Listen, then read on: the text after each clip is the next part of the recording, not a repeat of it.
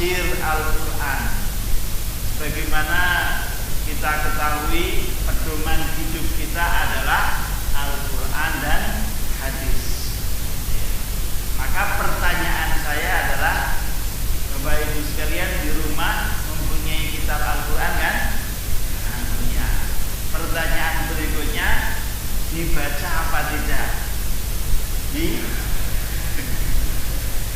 Ya, kadang-kadang. Ya, alhamdulillah. Ya. Dulu mas kawinnya Quran betul.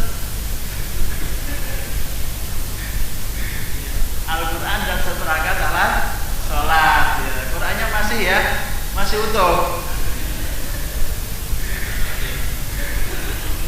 Iya, harusnya Al-Quran dan pengajarannya begitu. Nanti yang ibu-ibu ini nuntut sama suaminya, Pak, ini Qurannya kok belum diajarkan gitu ya. Ya. Waalaikumsalam. Bapak Ibu sekalian yang dimuliakan oleh Allah, ya. Kira-kira nih masih penggalian informasi dulu ya. Kira-kira satu hari Bapak Ibu sekalian baca Quran berapa juz? Ya, saudara, 1 juz. Mungkin ada yang mengikut odd juz begitu kan? One day, 1 juz. Nah, mungkin ada yang ikut itu, ya kan? Jadi 1 hari 1 juz. Ya, alhamdulillah itu luar biasa. Ya, di sela-sela kesibukan bisa 1 hari 1 juz.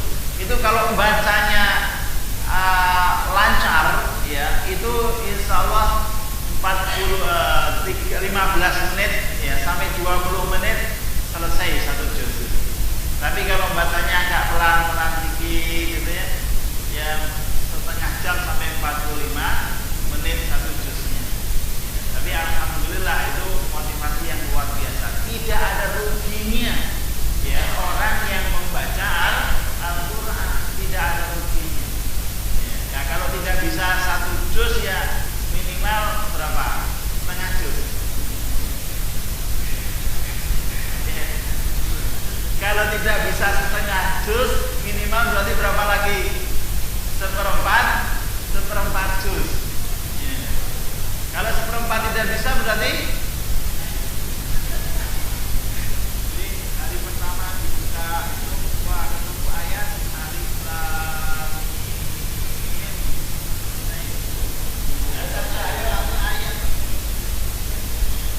Besok lagi tadi lagi ketemu ayat ketemu di alif lam ra. Besok lagi ketemu lebih pendek lagi. Yasin. Ya. Besoknya lagi ketemu yang lebih pendek lagi.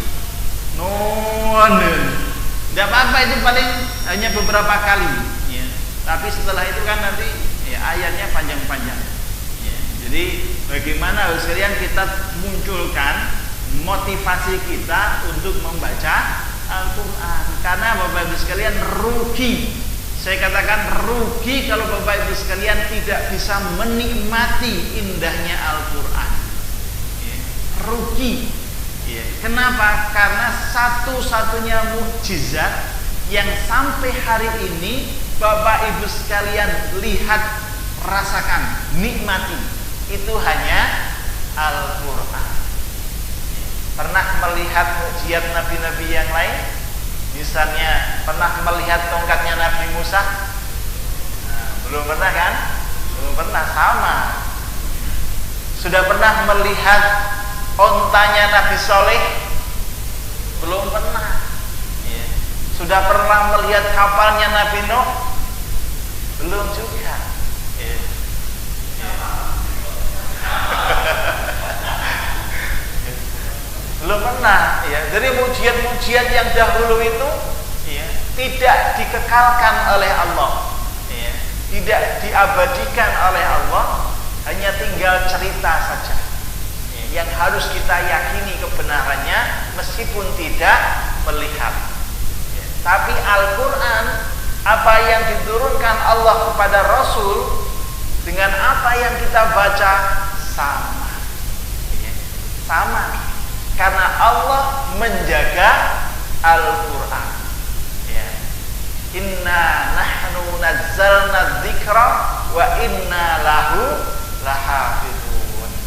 Sesungguhnya kami Allah, kami yang telah menurunkan Al-Quran, maka sesungguhnya kami pula Allah yang akan menjaganya. Jadi tidak usah ragu, Quran itu kebenarannya ya 1000% lebih, Pak. Tidak ada berita hoaxnya ya, tidak ada berita hoaxnya ya. Kalau Bapak Ibu sekalian baca WA itu kan banyak hoaxnya ya. Tapi Al-Quran satu pun tidak ada berita yang hoax, meskipun itu berhubungan dengan hari akhir ya, meskipun itu berhubungan dengan hal-hal yang gaib. Nah, ini yang harus kita tanamkan, bahwa Al-Quran itu adalah dijamin oleh Allah kebenarannya. Maka ayat ya yang dalam surat Al-Baqarah ayat kedua itu, dzalikal kitabu la raiba ya. La itu la nafilil jinsi, artinya untuk menafikan semuanya. La raiba, tidak ada keraguan sama sekali. Jadi diyakinkan sebelum baca semuanya, oleh Allah meyakinkan, ayo baca terus, la raiba, tidak ada keraguan di dalam ya Al-Quran ini kitab ya. Jadi temanya nih, ini mukadimah Bapak sekalian ya. Sebelum kita masuk pada materi tafsir ya, kita motivasi dulu ya, kira-kira ya belajar Al-Quran itu seperti apa ya. Bapak Ibu sekalian, kalau baca Al-Quran itu asik begitu atau sebel? Mau jawab asik kok jarang-jarang gitu. Jadi kira-kira nih Bapak Ibu sekalian ya, baca Al-Quran itu seneng ya, atau berat, ringan atau berat gitu. Itu jujur itu ya, jujur ya. Jadi ternyata ya, orang-orang muslim ini kalau kita kita bikin grafik begitu ya, kayak piramid ya. Jadi yang paling bawah itu namanya orang Islam semuanya, semakin ke atas ini semakin kecil, artinya yang baca Quran itu ya, tidak semua orang Islam kan bisa baca Quran ya kan ya, tidak semua orang Islam itu bisa baca Quran. Maka ketika orang Islam tidak bisa baca Al-Quran, tidak bisa baca huruf Arab, pertanyaan saya, kok bisa ya ngapal bacaan sholat ya? Ini hebat itu ya. Dulu saya punya nenek itu tidak bisa baca Al-Quran, betul, tidak bisa baca alif ba ta, itu nggak bisa ya. Tetapi ya, hafal Yasin, hafal Waqiah ya, hafal Tabarok ya. Kenapa saya katakan? Karena saya disuruh nyimak. Waktu itu kan saya masih SD ya, SD kemudian MTS, itu mbah saya itu ya megang kitab ya, nudingnya itu di sini tapi bacanya sudah sampai sini ya, dan tidak bisa baca Al-Quran, cuma ilmu titen itu, tapi hafal, itu kan hebat itu ya. Ini sekarang ya bisa membaca tapi tidak hafal. Nah, jadi saking seringnya mungkin mendengar, saking seringnya mungkin melafalkan, maka Al-Quran itu bisa melekat dalam pikiran dan hatinya sehingga dia hafal. Inilah yang namanya mukjizat ya, ya, keajaiban dari Al-Quran. Nanti Bapak Ibu sekalian ya, kalau sudah intens ya cinta dengan Al-Quran, ada rasa senang terhadap Al-Quran, maka nanti Bapak Ibu sekalian akan melihat betapa agungnya Al-Quran itu. Nah, sekalian, Al-Quran diturunkan bulan Ramadan, ya. Al-Quran diturunkan bulan Ramadan, Syahrul Ramadan, ya. Satu-satunya bulan di dalam Al-Quran yang disebut namanya ya bulan Ramadan. Ada nggak kira-kira bulan Syawal gitu dalam Al-Quran? Ada? Ya, ada, apalagi Legeno gitu ya. Bulan Legeno tidak ada dalam Al-Quran. Ya. Pon Kliwon Pahing juga nggak ada. Ya. Jadi adanya hanya syahrul Ramadan. Ya. Kenapa? Karena mulia. Jadi semua yang berinteraksi dengan Al-Quran itu Allah muliakan. Contohnya misalnya malaikat yang menurunkan wahyu siapa? Malaikat Jibril. Ya.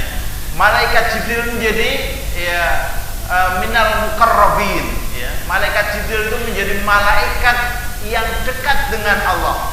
Ya, kalau kita mungkin panglimanya malaikat gitu ya. Ya. Jadi malaikat Jibril itu dekat dan sangat mulia sekali kedudukannya. Kenapa? Karena tugasnya menyampaikan wahyu Al-Quran. Jadi tugasnya menyampaikan Al-Quran, menjadi mulia. Nabi Muhammad menjadi asraful anbiya'i wal mursalin, menjadi nabi yang paling mulia. Kenapa? Karena Al-Quran turun kepada Nabi Muhammad. Makkah ini menjadi ardun mubarakun, bumi yang diberkati. Madinah menjadi bumi yang diberkati. Kenapa? Karena Al-Quran turun di Mekah dan turun di Madinah. Bulannya, Masya Allah, syahrul Ramadan, itu bulan yang Allah muliakan sampai-sampai faman syahida minkumus syahra falyasum. Siapa yang menjumpai bulan itu, bulan di mana Al-Quran diturunkan, maka dia wajib puasa sebulan penuh. Kira-kira kalau turun di bulan Rajab Al-Quran itu, puasanya bulan apa? Nah, kemungkinan bulan Rajab, karena bulan saat diturunkannya Al-Quran falyasum, dia harus puasa. Faman syahida minkumus syahra, siapa yang menyaksikan bulan itu, allazi unzila fil Quran falyasum, dia hendaklah berpuasa. Nah, turun di bulan Ramadan, maka puasa bulan Ramadan 1 bulan penuh. Itu bulannya. Malamnya, Masya Allah, malamnya yang disebut dengan Lailatul Qadar. Apa itu Al-Qadar? Inna anzalnahu fi Lailatul Qadri.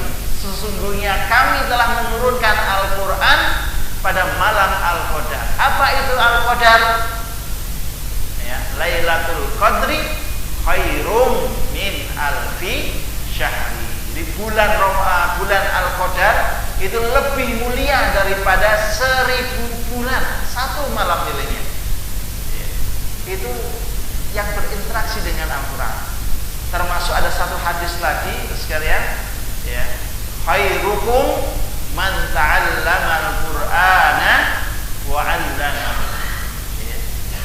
Sebaik-baiknya di antara kalian adalah orang yang mau membaca Al-Quran, khairukum man ta'allama, belajar, wa 'allamahu, dan mengajarkannya. Itu yang terbaik. Jadi kira-kira belajar ilmu ekonomi sama belajar ilmu Al-Quran itu lebih mulia mana? Lebih mulia Al-Quran. Bapak Ibu sekalian, tidak dosa kalau tidak belajar ilmu ekonomi. Tetapi Bapak Ibu sekalian berdosa kalau tidak belajar Al-Quran.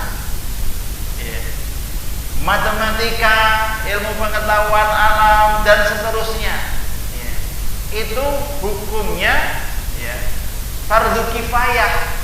Artinya kalau sudah ada satu yang bisa, itu gugur kewajiban.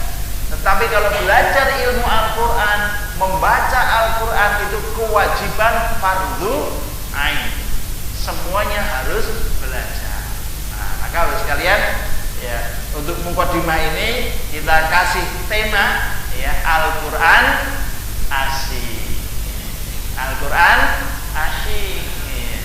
Betul sekalian, asyik Al-Quran itu. Yang berat itu awalnya. Terus Bapak sekalian kalau pas pertama baca Quran itu abot sekali, berat. Jadi misalnya kita mau baca Quran, mau pegang Quran saja ini sudah angop. Ya, pegang Quran aja sudah angop. Ya, buka Al-Qur'annya, ya, dibuka Al-Qur'annya, ya, dunia sudah semakin kabur gitu. Ya. Kemudian tambah dibaca tulisannya yang garis semakin kabur, lama-lama hitam semua. Ya, ini godaan setan. Maka setan itu tahu bahaya nih kalau dia baca Quran, itu bahaya. Maka jangan biarkan dia baca Al-Quran. Udah, ya. Jadi kira-kira kalau ada orang baca Quran tuh setan diajari terus ngipasi gitu. Ya, ngipasi biar ya, angom terus nyantuk terus tidur. Ya, maka kesannya itu berat. Tapi kalau sudah berhasil menundukkan godaan itu, maka kalau sudah membaca 3 lembar, Mbak mau berhenti. Ya. Kalau sudah asik itu nggak mau berhenti. Apalagi sudah menikmati bahasanya, ya, baca Al-Quran seperti baca Quran, coba langsung paham artinya. Ya, ini kira-kira bisa nggak seperti itu? Sangat mungkin bisa. Maka Bapak Ibu sekalian, yang pertama, ya, nah, yang pertama sekalian, kita rubah persepsi dulu. Ya, kita samakan persepsi kita, ya, tentang Al-Quran, ya, karena persepsi ini sangat menentukan.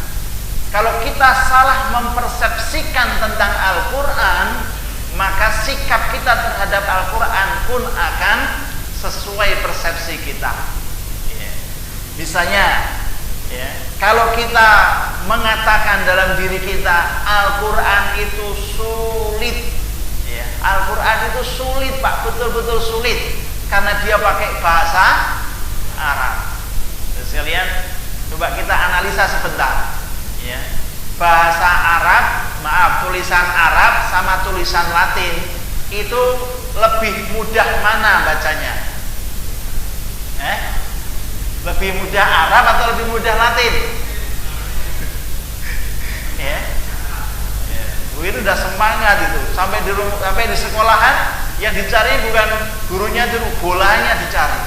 Nah, ini jadi persepsinya harus dirubah dulu, termasuk nyuwun sewu sholat.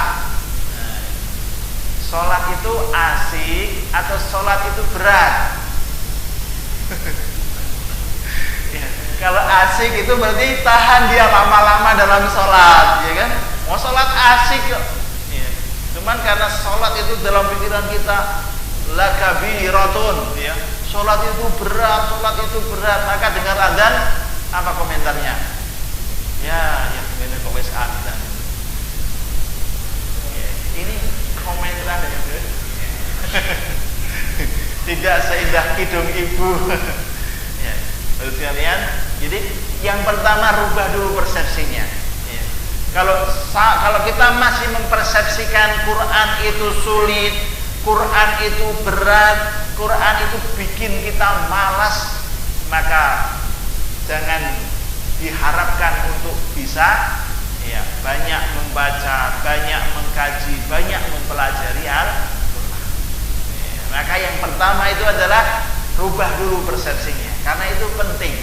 Ya, persepsi itu, ya, akan memancarkan dalam hati dan pikiran serta perbuatan. Ya, kalau persepsi kita masih berat, maka sulit untuk bisa menerima, ya, keasikan dari Al-Quran. Jadi, saudara sekalian yang dimuliakan oleh Allah, ya, karena memang godaannya berat. Setan itu, ya, musuh yang paling nyata meskipun tidak kelihatan. Maka setiap orang mau berbuat baik, ya, itu selalu digoda oleh setan, pasti itu. Apalagi kalau mau ngaji, gitu ya. Wah, itu belum ngaji aja sudah digoda. Ada yang dengarkan musik, ada yang dilihatkan TV, sehingga masih tak dengar musik dulu, gitu ya. Masih tak lihat TV dulu, dan setelahnya nggak jadi ngaji. Nah, ini gambarannya. Maka yang pertama harus kalian rubah persepsi dulu. persepsi kita tentang Al-Quran dirubah. Quran itu asyik, masukkan dalam hati kita Quran itu asyik, Al-Quran itu asyik ya. Masukkan benar dalam hati kita sehingga kita baca Quran itu Al-Quran asyik, Al-Quran asyik gitu ya, sehingga kita bacanya ya itu asyik juga gitu. Nah, baik, kira-kira apa sih keasikan Al-Quran itu ya, kita sekalian ya bilang asyik, tapi di mana asyiknya ya, baca Quran tuh karena tidak ngerti artinya, terus mana sih asyiknya gitu ya. Terus kalian, Al-Quran itu oleh Allah dijamin kemudahannya. Al-Quran itu mudah. Dalam surat Qamar ya, ayat 17 dan beberapa ayat yang lain diulang selama 4 kali bahwa Allah berfirman, walaqad yassarnal Qur'ana lidzikri fahal mim mudzakir ya, sungguh benar-benar. Ini pakai 2 taukid Pak ya, artinya kalau dalam balaghah itu kalam khobar ingkari ya, artinya yang diajak bicara itu diyakinkan benar-benar ya, sungguh benar-benar, biar nggak ragu dia ya, biar tambah yakin ya, karena kalau orang diajak dengan 2 taukid itu biasanya orangnya agak ngeyelan ya, maka taukidnya oleh Allah dikasih 2 biar dia yakin begitu ya. Jadi sungguh benar-benar kami mudahkan ya, telah kami mudahkan karena fi'il madhi ya, kami telah mudahkan Al-Quran itu untuk pelajaran ya, termasuk untuk dibaca, termasuk untuk dipahami, termasuk untuk dihafalkan ya. Fahal mim mudzakir, maka adakah orang yang mau mengambilnya sebagai belajar ya. Maka sekalian saya katakan rugi ya, saya katakan bahwa serugi kalau Bapak Ibu sekalian belum sampai merasakan nikmatnya, asiknya membaca Al-Quran. Ini betul-betul luar biasa, kitab yang terbaik ya, kitab yang terkomplit ya, yang terbenar itu adalah Al-Quran. Bapak Ibu sekalian boleh meragukan kitab yang lain ya. Hadis saja, yang saya nih Bapak Ibu sekalian, hadis saja ya, itu boleh kita ragukan gitu. Karena hadis itu banyak yang palsu ya, banyak yang dhaif ya, bahkan banyak yang dibuat-buat itu hadis. Meskipun ada yang sahih, ada yang mutawatir ya. Tetapi kalau itu Al-Quran ya, maka kita harus yakin itu ya, tidak boleh diragukan, pasti kebenarannya. Tapi kalau kitab yang lain, buku yang lain ya, maka ini menjadi ya, kita ragukan dulu, kita teliti dulu benar apa tidak ya, karena hadis saja itu ada yang dhaif, ada yang bahkan dibuat-buat ya, hadis palsu. Misalnya contoh hadis palsu itu ya, hadis khawatir ya, al-banjidanu sifaun likulli da'in. Nah, misalnya kalau ada hadis begitu ya, artinya apa? Artinya adalah terong itu obat segala macam penyakit.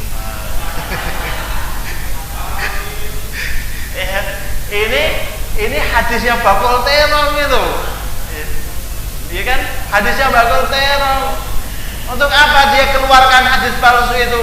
Biar terongnya laris itu. Apalagi mengatakan qala Rasulullah sallallahu alaihi wasallam. Waduh, ya ini yang jamin Rasul loh. Nah, langsung beli terong semua, baru semaput kabeh. Ini karena tidak ya. Ini nggak valid hadisnya, ini jelas dibuat-buat. Maka Rasul sudah bersabda, man kadzdzaba alayya muta'ammidan ya, siapa yang berdusta atas namaku ya, siapa yang berani mencomot namaku ya, kadzdzaba alayya muta'ammidan, sengaja, maka Rasul mengancam falyantabawwa maq'adahu minan nar ya, tempatnya nanti adalah di neraka. Jangan main-main. Jadi jangan pernah mengatakan bukan hadis kok qala Rasulullah. Tidak boleh gitu. Ya, misalnya ada kalau misalnya di sini ada orang ya, kemudian mengatasnamakan Pak Rifan gitu ya. Saya ini teman dekatnya Pak Rifan. Kira-kira di ada saya enggak, Pak? Oh iya, loh, direksinya kok kenalan sama direksinya. Ya. Lah ini Rasul gitu kan. Ya, pemimpinnya umat Islam. Dia mengatakan itu langsung gue. Laris manis dagangannya. Tapi tempatnya nanti di neraka. Ya, naudzubillah. Ya, jadi Al-Qur'an itu benar-benar dimudahkan oleh Allah. Ya. Jadi jangankan hanya membaca sekalian, menghafal saja. Ini satu-satunya kitab yang paling banyak dihafal dalam seluruh dunia sepanjang sejarah hanya Al-Quran. Yang bisa hafal dari A sampai Z ya, dari depan sampai belakang itu hanya Al-Quran. Ya. Bapak Ibu sekalian, ngapalkan undang-undang dasar aja cuma satu lembar, gitu kan? Itu pun bolak-balik kadang titik komanya lupa. Ya. Tapi Al-Quran salah sedikit itu telinganya ya nggak bisa terima, ini salah, panjang pendeknya itu ya tidak benar ya, itu ya, telinga nggak terima ya, karena Al-Quran itu bahasa hati ya. Jadi kalau pas itu hatinya tenang, tentram gitu ya. Inilah kemujiatan dari Allah Subhanahu wa Ta'ala. Jadi Bapak sekalian, kalau sampai tidak tertarik dengan Al-Quran, saya katakan rugi, ya rugi. Ya, Al-Quran hanya untuk ya, orang yang sudah meninggal, ya, baru dibacakan Al-Quran itu logika yang terbalik. Kenapa? Karena Al-Quran itu budalin, nah, ya, petunjuk bagi manusia. Manusia itu kan masih manusia itu masih hidup, maka ya justru yang perlu dibacakan Al-Quran itu kita saat ini gitu. Kira-kira kalau Bapak Ibu sekalian nanti pulang sampai di rumah ya toh, kemudian bilang sama istri, ibu saya tak tidur-tiduran, tolong saya dibacakan Al-Quran ya. Suratnya Yasin lagi. Kira-kira ibunya bilang apa, Pak? Kira-kira ibunya bilang apa? Bapak itu anak-anak, anaknya dicuri-curi. Ya, ini karena kebiasaan begitu. Tapi Rasul tidak. Ya. Rasul itu, ya, suatu saat bersama dengan sahabat, ya, Rasul mengatakan, wahai sahabat, tolong bacakan kepadaku Al-Quran. Ya, tolong bacakan kepadaku Al-Quran. Sahabat yang diminta oleh Rasul. Kemudian bertanya, ya Rasul, bukankah Quran ini turun kepada engkau? Kenapa saya harus bacakan kepada engkau? Engkau yang lebih tahu, gitu ya. Udah kamu, aku ingin mendengar bacaan. Aku ingin mendengar bacaanmu. Maka akhirnya dibacakan beberapa ayat oleh sahabat itu. Apa yang terjadi sekalian? Meneteslah air mata Rasulullah. Karena tahu persis riwayat Al-Quran itu maksud daripada ayat itu. Nah, yang kita butuhkan itu. Jadi kita baca Quran, ya, terus kemudian kita menangis. Pernah nggak Bapak Ibu sekalian baca Quran terus menangis itu? Pernah ya? Kira-kira menangisnya karena apa ya?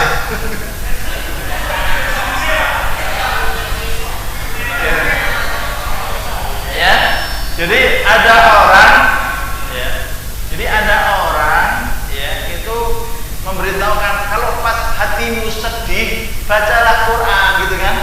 Benar dia, hatinya lagi sedih dikejar-kejar oleh debt collector misalnya.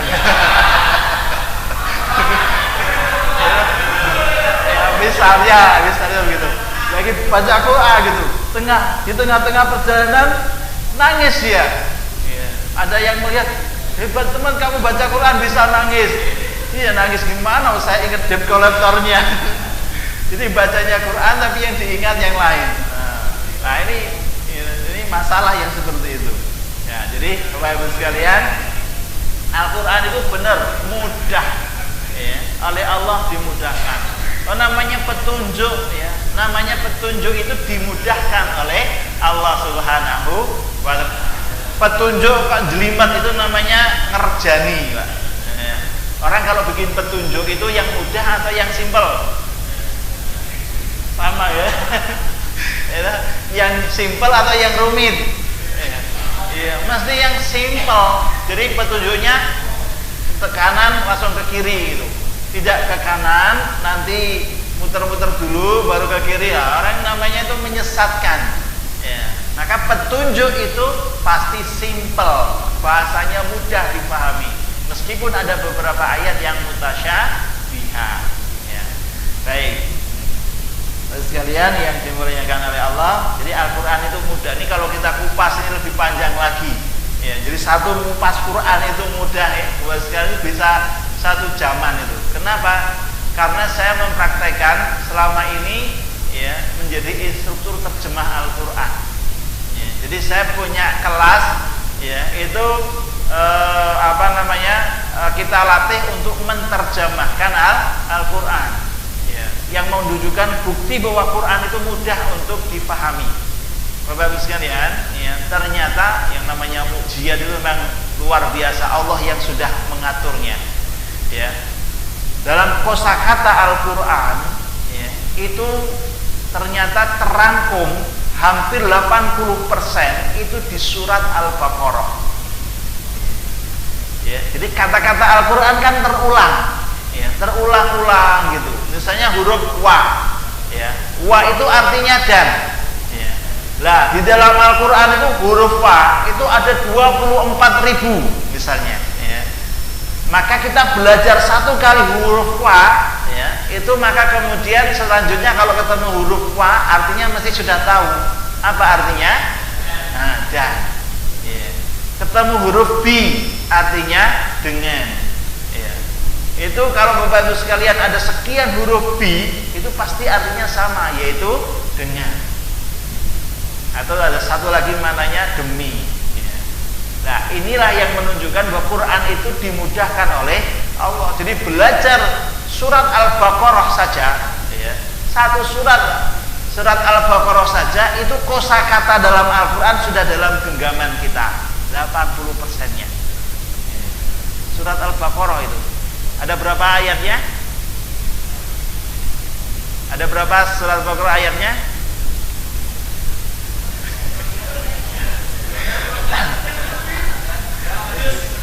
Ya, ada 286. Ya. Ada 2,5 juz. Lumayan 2,5 juz itu. Ya.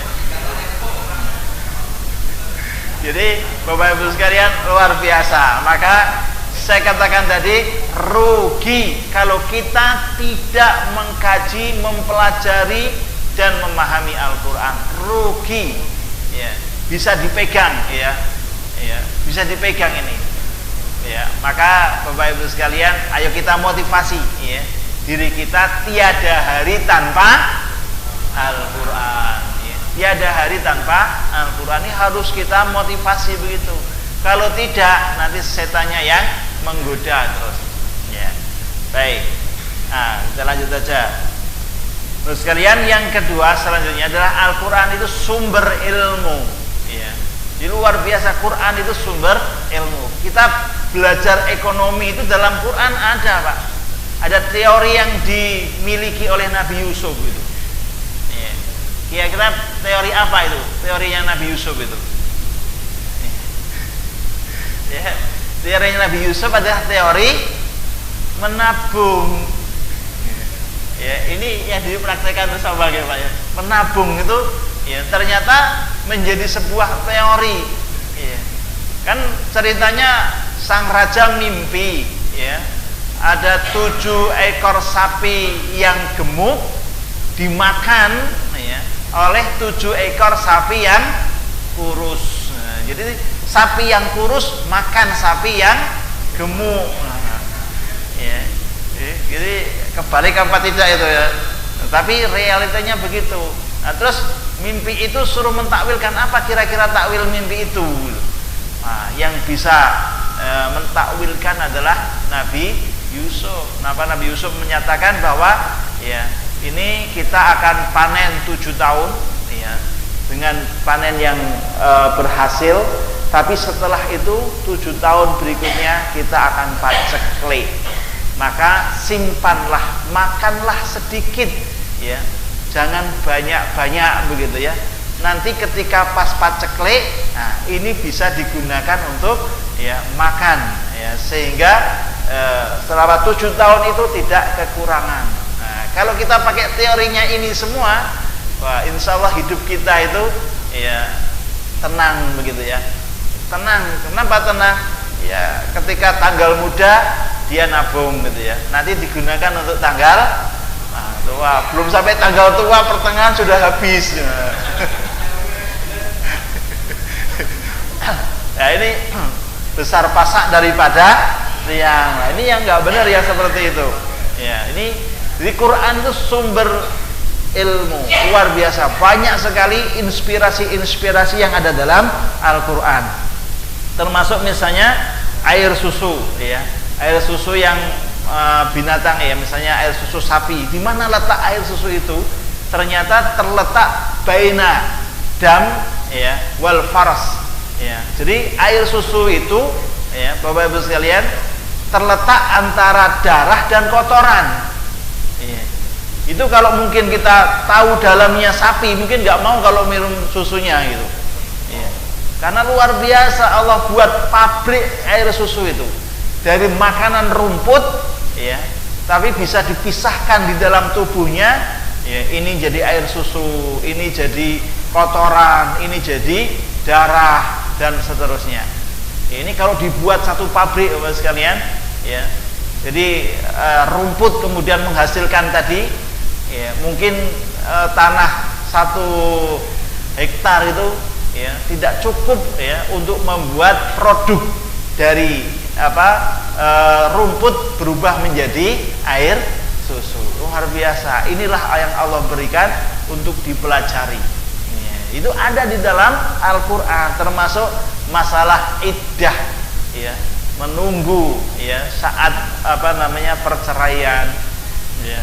Itu iddahnya kan ada salah tata kuru ya, 3 kali kuru, artinya 3 kali suci ya. Ini ternyata manfaatnya luar biasa ya.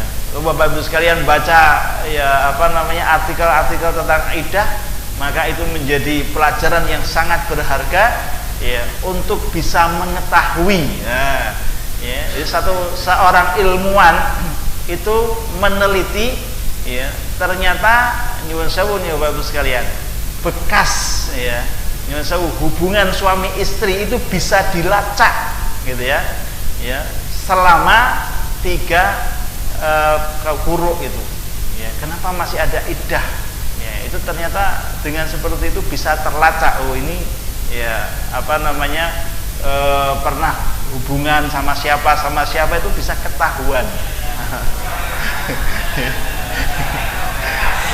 Iya, luar biasa itu ilmu dari Al-Quran. Jadi kenapa iddah? Kalau orang yang nggak tahu kenapa sih tidak ada iddah barang, ya habis cerai langsung nikah kan boleh kan gitu. Ya, termasuk ya, untuk mengetahui kehamilan, kemudian ada kesempatan untuk berpikir sehingga bisa rujuk kembali. Ini masya Allah. Ya, jadi Al-Quran itu sumber ilmu. Dan masih banyak lagi, ada sidik jari, ada hujan, ada angin yang mengawinkan, ya, dan masih banyak lagi